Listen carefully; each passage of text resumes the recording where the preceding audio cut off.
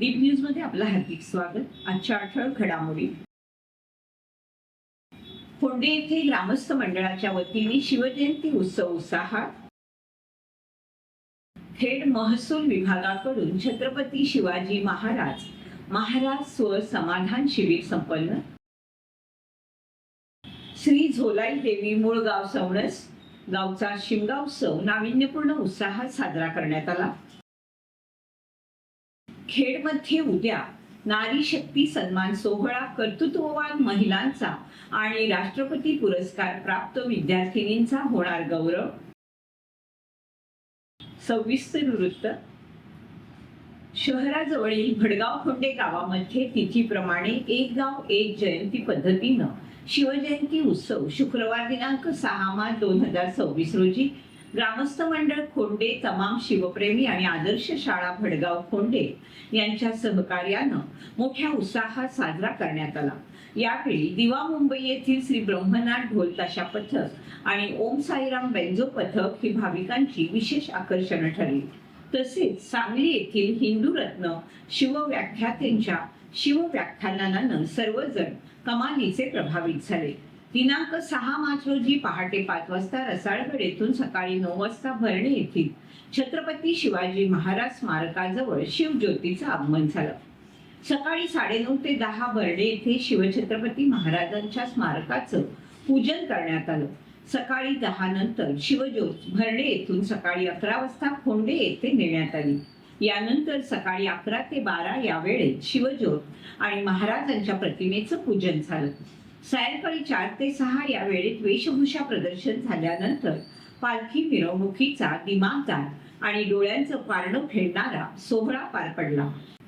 सायंकाळी 7:30 ते 9:30 स्नेहभोजन झाल्यानंतर रात्री 9:30 ते 11 या वेळेत हिंदू रत्न शिवव्याख्याते प्रशांत उर्फ अतुल पतंगराव पाटील यांच्या शिवव्याख्यानानं कार्यक्रमाची यशस्वी सांगता करण्यात आली। आज खेड तालुक्यातील ज्ञानदीप महाविद्यालय येथे खेड महसूल विभागाच्या वतीने तालुक्यामध्ये एकूण 11 ठिकाणी विविध विभागामध्ये छत्रपती शिवाजी महाराज स्व समाधान शिबिराचं आयोजन करण्यात आलं। याचा शुभारंभ करण्यात आला।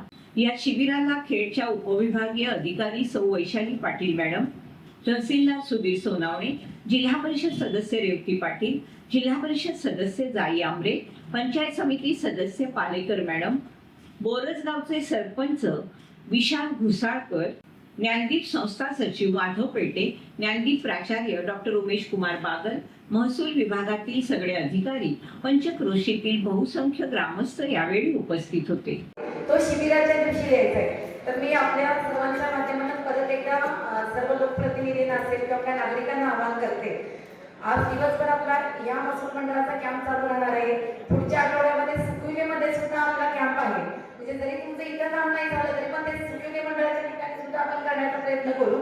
आणि सुकुई मंडळाला पुन्हा 8 दिवस मिळणार आहे। तर सुकुईचे जे आमचे मंडळ अधिकारी आहेत तलाठी ते त्याबाबतीचं पूर्ण नियोजन करतील, पूर्ण तयारीच्या बैठका घेतील आणि दिवसभरामध्ये आपण शिबिर चालू राहणार आहे। त्याच्यामध्ये आपण इथून गेल्यानंतर आपले जे बाकीचे उपस्थित भाऊबंद म्हणजे लोक असतील, आपले एखाद्या बहिणीचे एखादं सर्टिफिकेट अर्जाचं असेल, कुठल्या भावाचा काही विषय असेल, तर सर्वांना आपण इथं शिबिराच्या ठिकाणी पाठवून द्यायचं आणि शिबिराचा जास्तीत जास्त लाभ घ्यायचा आहे।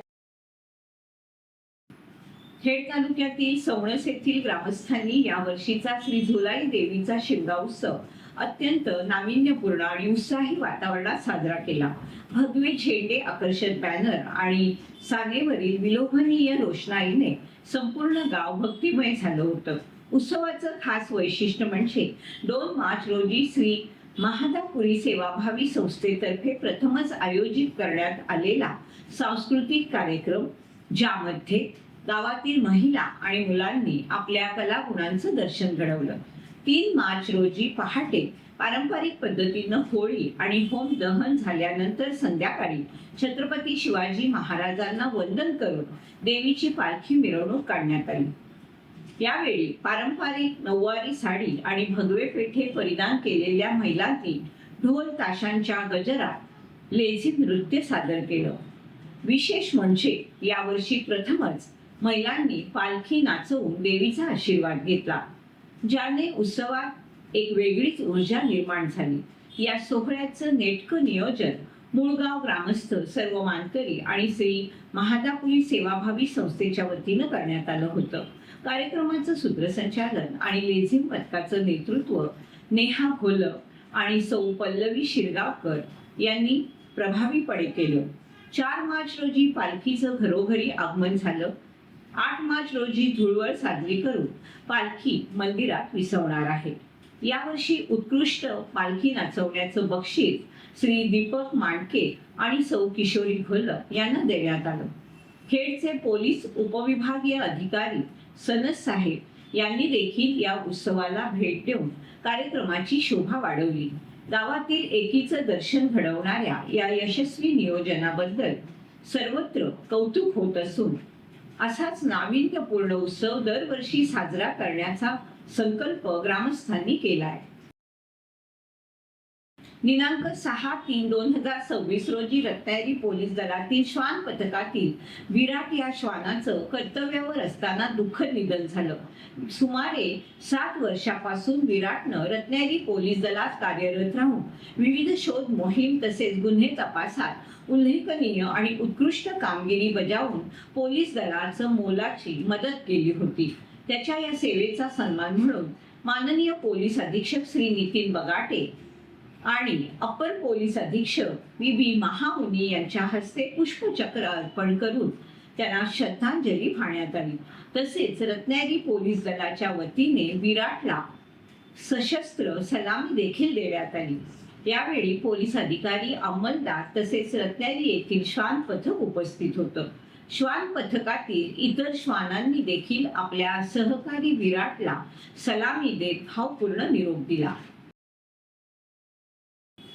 प्रजापिता ब्रह्मकुमारी ईश्वरीय विश्वविद्यालय आयोजित 8 मार्च जागतिक महिला दिनाचं औचित्य साधून खेडमध्ये नारी शक्तीचा सन्मान सोहळा आयोजित करण्यात आला आहे। या कार्यक्रमात समाजाच्या विविध स्तरात आपल्या कर्तृत्वाचा ठसा उमटवणाऱ्या महिलांना सन्मानित केलं जाणार आहे। या सोहळ्याला खेड नगर परिषदेच्या नगराध्यक्षा माधवीताई बुटाला यांची प्रमुख उपस्थिती असणार आहे। स्त्री शक्तीचा सन्मान करणं आणि त्यांच्या कार्याला दाद देणं या कार्यक्रमाचा मुख्य उद्देश आहे।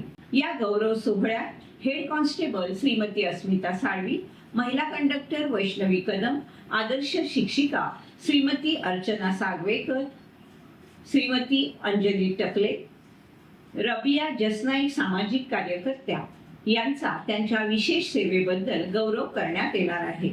आपल्या कर्तृत्वानं शहराचं नाव उज्ज्वल करणाऱ्या राष्ट्रपती पुरस्कार प्राप्त विद्यार्थिनी कुमारी तृप्ती मनोज तांबे, सिद्धी राजेंद्र मोरे, श्रद्धा सचिंद्र गाव सागवेकर, पूर्वी जनार्दन आखाडे, आरोही मंगेश तांबे, प्रीती कृष्णा तांबे, हसिका मनोज तांबे यांचा देखील विशेष सन्मान यावेळी करण्यात येणार आहे।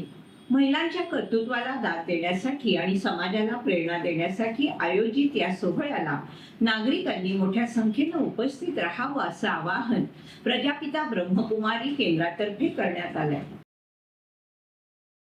कोकणातील दुर्गम भागातील दळणवळण सुलभ करण्यासाठी राज्य सरकारनं अत्यंत महत्त्वाचा निर्णय घेतला असून साकव बांधणी आणि दुरुस्तीसाठी विशेष कार्यक्रम राबवण्याची घोषणा अर्थसंकल्पात करण्यात आली।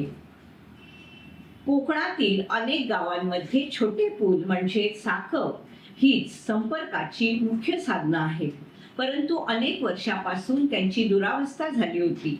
या समस्येची दखल घेत राज्यमंत्री श्री योगेशदादा रामदास कदम यांनी 24 फेब्रुवारी 2026 रोजी मुख्यमंत्री देवेंद्रजी फडणवीस यांना पत्र लिहून साकवाच्या दुरुस्तीसाठी विशेष निधी आणि स्वतंत्र कार्यक्रमाची आग्रही मागणी केली होती। या मागणीला यश आलं असून 2026-27च्या अर्थसंकल्पात या विशेष उपक्रमासाठी तरतूद करण्यात आली। या निर्णयामुळे कोकणातील दुर्गम वाड्या वस्त्यांवरील नागरिकांचा प्रवास आता अधिक सुरक्षित आणि सुखकर होणार आहे।